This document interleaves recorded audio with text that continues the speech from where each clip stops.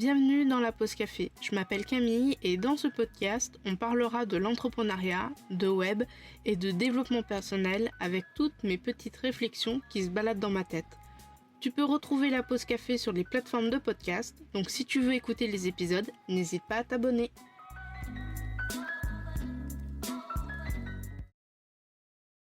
Hello, bienvenue dans cet épisode de la pause café. Aujourd'hui, je te fais un épisode tout simplement parce que j'ai l'habitude de faire des journaux et de retracer un petit peu mon quotidien d'entrepreneur dans mes newsletters mensuels. Mais je me dis, comme on dit, enfin c'est souvent ce qu'on dit, il n'y a que toi qui vois entièrement tout ton contenu et j'ai ressenti le besoin de poser vraiment toutes les grandes lignes de ce qui s'est passé pendant les 6 premiers mois et donc c'est pour ça qu'aujourd'hui je te propose un épisode et plus tard du coup la semaine prochaine un article sur un bilan semestriel de 2022 donc qui retrace de janvier à juin. Grosso modo cette année, je crois que sur les 2 ans, c'est la première fois où je suis autant en avance parce que les 2 précédentes années, j'ai fait le bilan semestriel en août et du coup, il y a eu un gros décalage. Donc là, cette fois, je suis à 6 mois pile dans l'année. J'ai réussi à m'organiser pour, donc je suis plutôt contente. Ok, donc on va y aller par petits points, un petit peu en mode liste de courses, vu que c'est un bilan. Première chose de ce qui s'est passé durant ces 6 premiers mois, c'est la création d'un nouveau produit qui s'appelle Aragon. J'en parle énormément dans mes journaux. Là en ce moment, à l'heure où tu écouteras cet épisode et où tu liras cet article, je serai en plein lancement. Du coup, il y aura énormément de posts sur Instagram, énormément de stories et beaucoup de mails. À ce propos, c'est un projet que j'ai mûrement réfléchi et sur lequel je travaille depuis fin novembre 2021. Faut savoir qu'à la base, je n'avais absolument pas prévu d'en faire un template vendable, mais voilà, au début novembre 2021, je voulais vraiment m'exercer suite à la formation du Firestarter de Madeline et du coup, je me suis dit tiens, j'ai envie de faire une identité visuelle, je vais faire une identité visuelle. Chose faite, j'ai fait l'identité visuelle et je me suis dit il faudrait que j'apprenne à vraiment faire des maquettes sur un logiciel dédié pour mieux structurer mes projets clients, etc. Et du coup, j'ai voulu tester Figma et je me suis fait happer complètement par ma créativité. J'ai commencé par créer de plus en plus de pages et à vraiment bosser la création d'un site en fait. Et en fait, ça a été vraiment un terrain de jeu. Tout simplement parce que dans la création de cette maquette de template d'Aragon, je n'avais aucun cahier des charges, aucun client pour me dire je voudrais ci, je voudrais ça. C'était vraiment de la création pure et simple et du coup ça a été un grand terrain de jeu, un bac à sable si tu veux. Et donc au fur et à mesure que j'en ai parlé avec autour de moi, mes proches, mon frère, Justine, etc., on m'a dit pourquoi tu vends pas, parce que ça fait 3 mois que tu bosses dessus, c'est quand même travailler pour rien finalement, vu que de base c'était juste un projet pour m'exercer et du coup Aragon a été lancé comme ça. Alors depuis tout à l'heure je te parle d'Aragon, peut-être que tu tombes sur cet épisode par pur hasard ou peut-être que tu as loupé toutes les informations concernant Aragon depuis décembre, mais c'est tout simplement un template de site Elementor pour la version pro d'Elementor avec une identité visuelle à personnaliser et à modifier. Aragon, c'est un peu l'outil qu'il te faut si tu souhaites avoir un site rapidement avec une identité visuelle. C'est l'identité visuelle que j'ai utilisée pour faire Aragon parce que ça paraît compliqué de faire des templates de sites sans identité visuelle. Et c'est l'outil qu'il te faut si tu n'as pas les moyens de déléguer la création d'une identité visuelle, d'une maquette et d'un site complet sous Elementor. En tout cas, voilà, c'était pour t'aider aussi. Donc si tu es dans ces cas-là, peut-être qu'Aragon peut t'intéresser. Il est composé du coup de 2 parties, donc comme je te disais, l'identité visuelle avec un logo, un favicon à modifier, à personnaliser. sur Illustrator ou autre logiciel du même type. Il y a 42 images libres de droit que je suis allée chercher et trouver sur Unsplash, 2 illustrations SVG libres de droit déclinées en plusieurs coloris, une charte graphique, des polices libres de droit et un lien vers une police que j'ai utilisée pour faire le logo d'Aragon. J'ai tenté d'avoir vraiment la licence pour la revendre entre guillemets dans Aragon, mais concrètement ça n'existe pas ce genre de licence là où j'ai pris la police. Du coup j'ai mis un lien pour directement aller chercher cette police.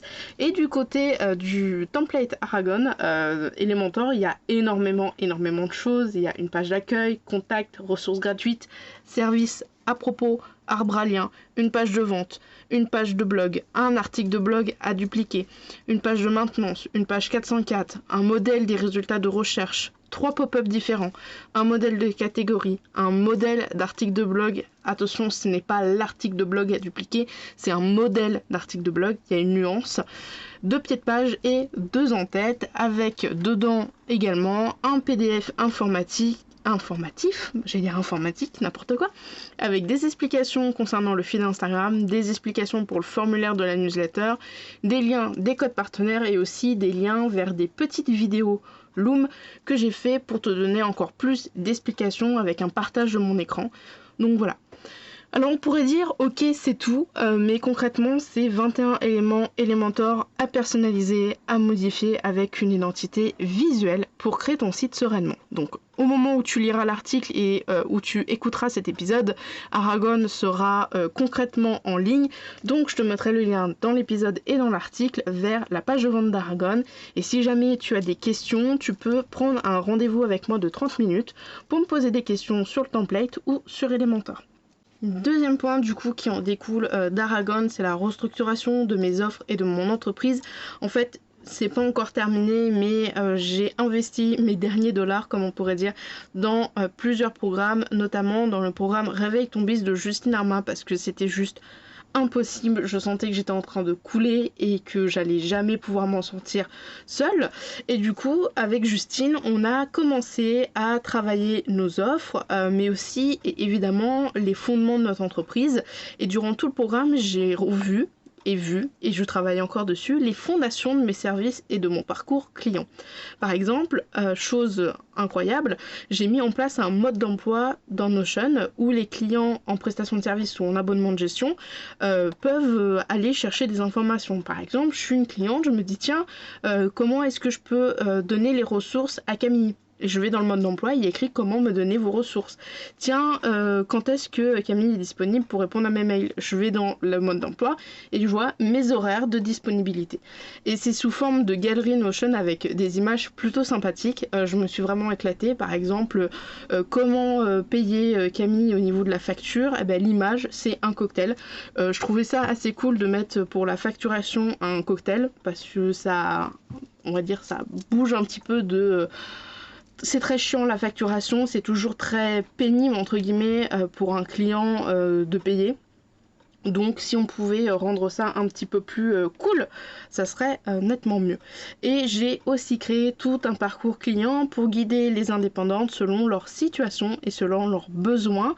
Par exemple, tu es en mode niveau 1 et tu souhaites avoir un site un petit prix, du coup les templates de site sont pour toi. Bon, pour le moment il n'y a que Aragon, mais j'espère plus tard, peut-être dans l'année 2022, faire d'autres types de templates, soit des sites one page, soit peut-être juste des pages toutes seules. Tu es au niveau 2 et tu as un site mais où tu as fait le choix d'un template, mais tu souhaites devenir vraiment autonome dans la gestion. Du coup, tu pourras coupler ça avec un programme que j'avais sorti en novembre, Elementor 1.1.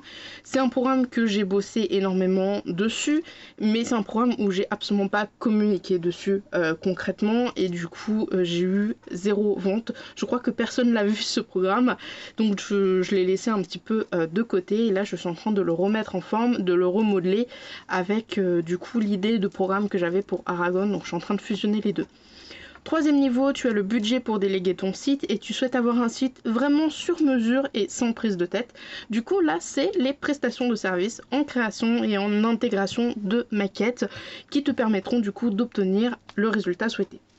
Et le niveau 4, le niveau master, le niveau maître, ton site il est fait, il est incroyable, tu as déjà un business qui roule, tu as plusieurs collaborateurs à tes côtés, mais tu veux pas spécialement t'occuper de ton site parce que ça te prend du temps et parce qu'en fait le temps que te prend ton site, c'est peut-être le temps que tu n'as pas pour prendre soin de toi, pour que sais-je encore. Donc du coup, ça, ce sont les abonnements de gestion qui sont pour le moment en pause jusque fin 2022. Je suis en train de les restructurer, je suis en train de faire tout un package. Troisième point de ces 6 mois, c'est les 2 grosses dépenses. Je te l'ai déjà mentionné dans l'épisode du journal d'avril, je te mettrai le lien dans la description de l'épisode et il sera dans l'article. Mais en ce début d'année, j'ai investi dans 2 programmes pour 2 objectifs vraiment importants. Développer et remettre sur les rails mon business et sortir le template Aragon. Donc la première grosse dépense, c'est le programme Réveille ton biz de Justine. Le but de ce programme, c'est de ne plus être victime de son entreprise. Dit comme ça, c'est un peu chelou, mais grosso modo, fin 2021 jusqu'à, on va dire, avril-mai, je travaillais beaucoup, mais sans grande énergie et vraiment à contre-vent. Je sais pas si tu as essayé de marcher contre les rafales de vent, mais crois-moi, c'est pas facile. Après, du coup, quelques clics, j'ai tenté de repasser dans le salarié, enfin de passer dans le salariat, parce que finalement, j'ai jamais été salarié. J'ai fait des stages en entreprise, mais j'ai jamais été salarié vraiment en CDI ou en CDD, hormis pour des jobs d'été. Donc, j'ai tenté de... voilà. J'ai tenté de faire plein de trucs, de postuler à plein de jobs, mais franchement, ça m'allait pas parce que c'est absolument pas la conception que j'ai de ma vie. Et partout où je suis allée faire mes entretiens, j'avais vraiment l'impression d'être un robot, tu vois. On voit beaucoup, oui, Amazon, travail à la chaîne, le respect du salarié, etc. Et bien partout où est-ce que j'ai postulé, et pourtant j'ai pas postulé chez Amazon, hein, j'ai postulé dans des entreprises qui, l'air comme ça, ont l'air plutôt, on va dire, super sympa avec ses salariés, etc. Donc j'ai pris ce programme et j'ai pris un autre programme qui s'appelle Legal Process de Madame la juriste pour Aragon et aussi pour me mettre en conformité juridique avec mon entreprise parce que le but d'Aragon c'est bien sûr de lancer potentiellement une boutique et les gestions de crise en cas de litige, en cas de réclamation, surtout ne pas paniquer, ne pas te faire crise d'angoisse ni rien parce que ça m'est jamais arrivé et parce qu'en fait j'ai jamais été confrontée à ça, ça me faisait très très peur. Et du coup j'ai pris ce programme là. D'ailleurs tu peux avoir un code promo si tu veux de Legal Pitch, c'est la société de Sarah. Concernant du coup les modèles juridiques, je suis partenaire avec Sarah. Je ne fais pas forcément de pub à propos de ce partenariat avec Sarah parce que c'est pas, voilà, je suis pas en mode influenceuse.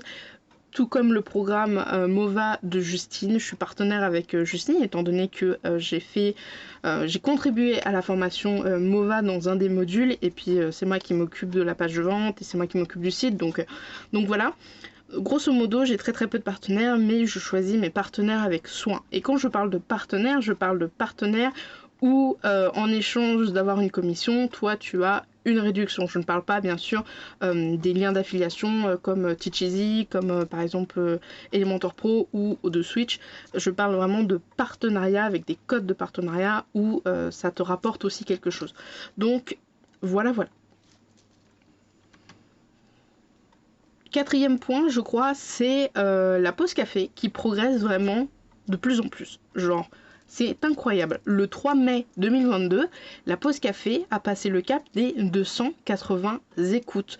Mes épisodes qui font individuellement une dizaine d'écoutes commencent vraiment à augmenter. Et en fait, c'est un soir, j'étais tranquille. Et puis j'aime bien regarder un peu mes stats de podcast parce que le podcast c'est vraiment quelque chose que j'aime beaucoup, où je mets énormément de temps, où je fais énormément attention et enfin voilà, je passe beaucoup de temps à faire le podcast. Si les posts Instagram ça me passe un peu au-dessus, le podcast c'est vraiment pour moi quelque chose d'important. Et là je regarde et je vois plus 130 écoutes. Genre je suis en mode genre quoi ? Pardon, Nani. Et là je regarde 45 écoutes en une journée. Et j'ai fait une story en mode genre, wesh les gars, Comment se fait ça?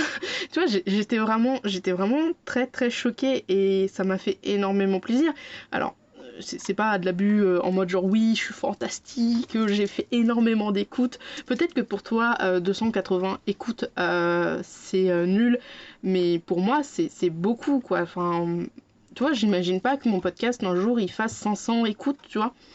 Et je vois que de plus en plus les épisodes prennent une bonne tournure.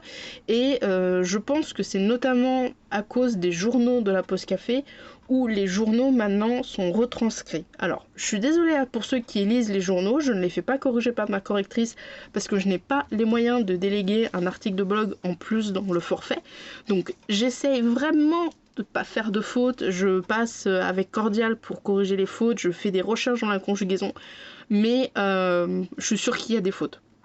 Je suis sûre et certain qu'il y a des fautes et c'est certainement pour ça qu'il y a un énorme décalage entre les journaux de la Pause Café et les articles thématiques. Je préfère que ma correctrice reste focus sur les articles thématiques parce qu'ils répondent vraiment à une question, pourquoi, le comment et la solution. Mais en tout cas, depuis que j'ai fait la retranscription des journaux en avril, là en mai, il y a eu encore une retranscription en mai, je pense que c'est ça qui a fait que les écoutes, elles ont augmenté.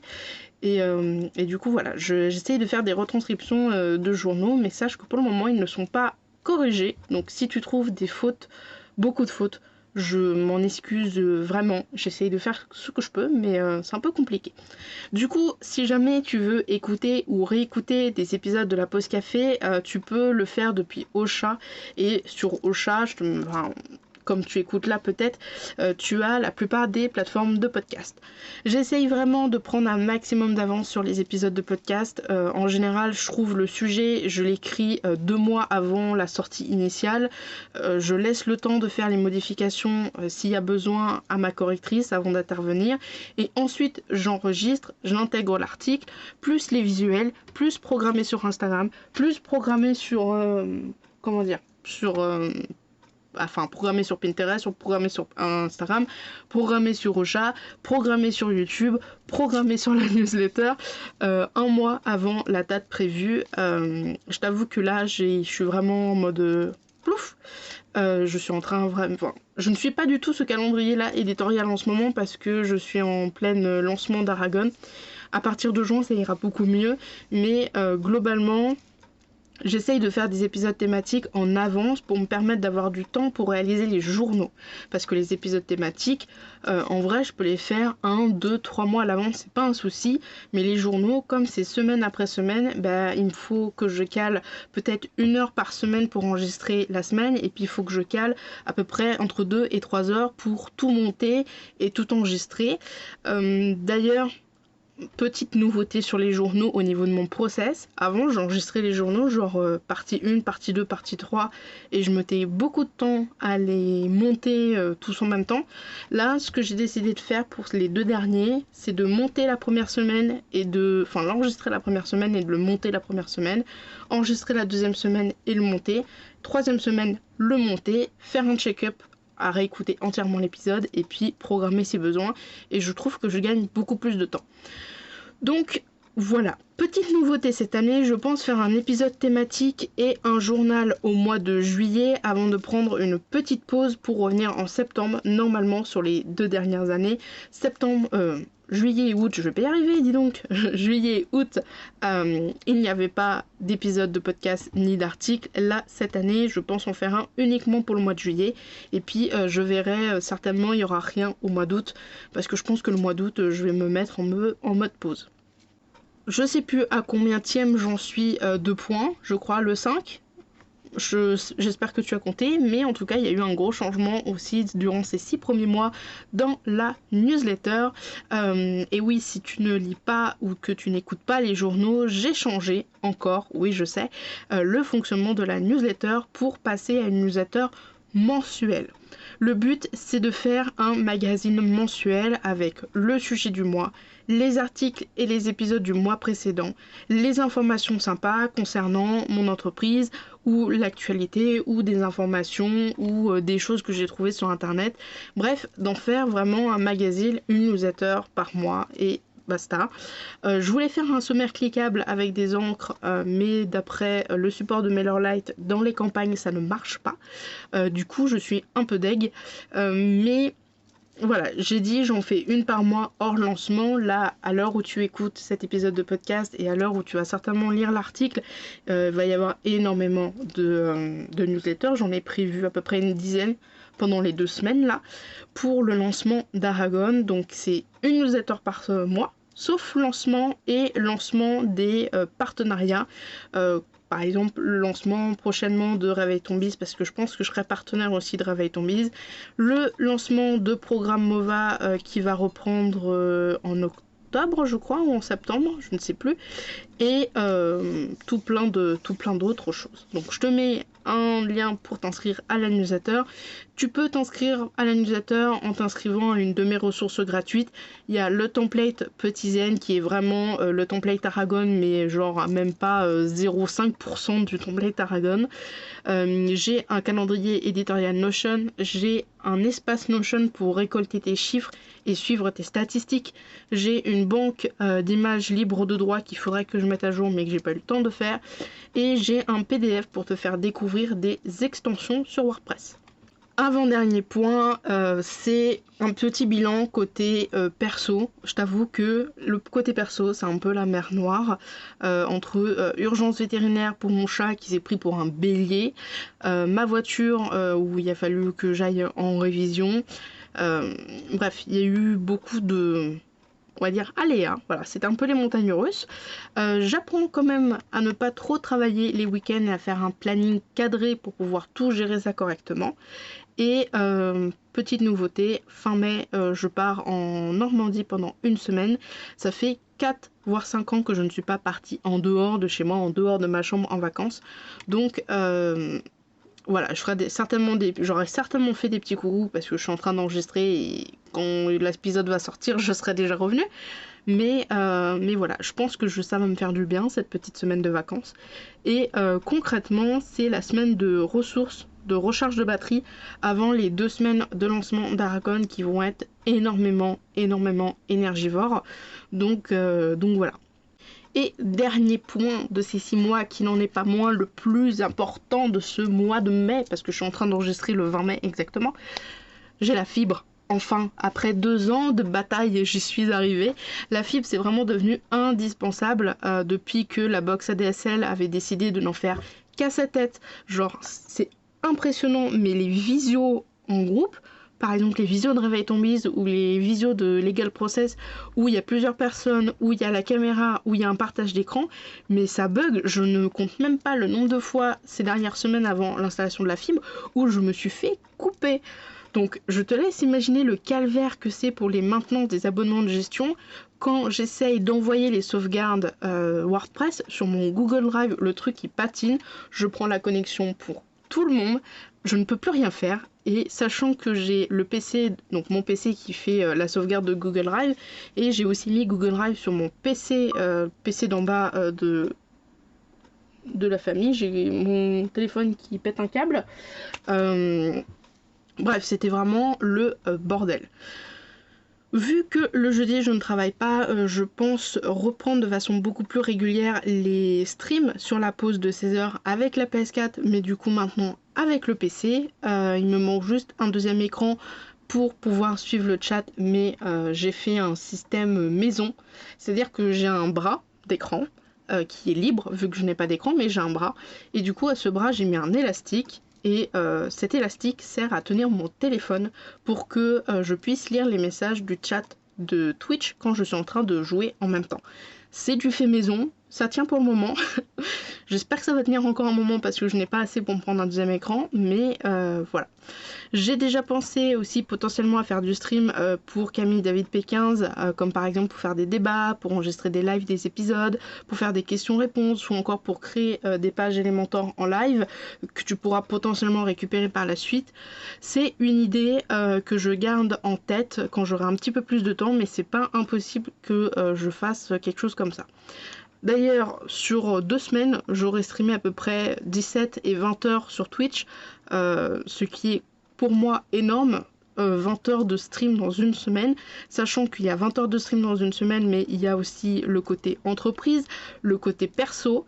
Voilà, depuis que j'ai la fibre, le stream est vraiment devenu quelque chose de régulier. Et ça me fait énormément de bien de poser mon cerveau de pro pour me concentrer vraiment sur quelque chose que j'apprécie énormément.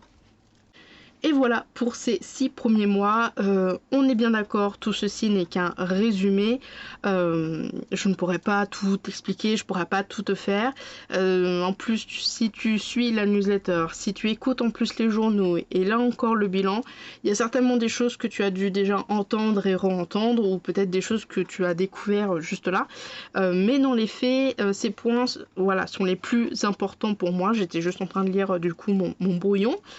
Pour la fin d'année, j'ai 3 objectifs. Vendre le template Aragon et commencer à mettre en place le programme pour devenir autonome avec son site. Au niveau des finances, faire beaucoup plus de CA qu'en 2021, donc il faudrait que je fasse plus de 7000 € de chiffre d'affaires. Et au niveau toujours projet client, projet pro, chouchoutage des clients, ça va être ma mission de cette deuxième partie de 2022. C'est avoir des offres claires avec un parcours client tout aussi limpide. J'aimerais bien que sur mon site on voit beaucoup plus ma personnalité parce que je me rends compte que sur mon site internet ou même dans ma communication je suis très corporate. J'évite de montrer mon grain de folie, j'évite de montrer vraiment qui je suis et je trouve ça dommage, donc je vais essayer aussi de modifier un petit peu mon site au niveau de la ligne éditoriale pour cette deuxième partie de 2022. Voilà, c'était tout. J'espère que cet épisode t'aura plu. Si cet épisode t'a plu, n'hésite pas à me laisser un petit avis et une petite note sur Apple Podcast ou à juste me laisser une petite note sur Spotify parce qu'on peut noter sur Spotify maintenant. Je te souhaite une très très bonne semaine, un très très bon week-end si tu écoutes le week-end et une très très bonne journée. Je te retrouve plus tard sur les réseaux et certainement en fin de mois pour un prochain épisode de la pause café. Allez, salut!